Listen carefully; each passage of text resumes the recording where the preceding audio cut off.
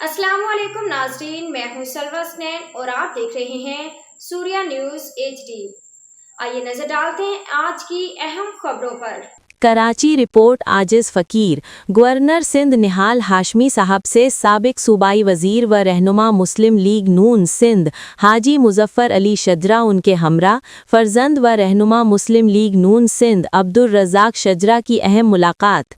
निहाल हाशमी साहब को गवर्नर सिंध के मनसब संभालने पर मुबारकबाद दी और सिंध के सकाफ़त, सिंधी टोपी और अजरक का तोहफ़ा पेश किया।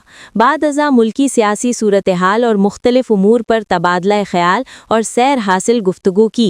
गवर्नर सिंध निहाल हाशमी साहब ने शजरा साहब का शुक्रिया अदा किया और गवर्नर हाउस आने पर पुरजोश इस्तकबाल किया।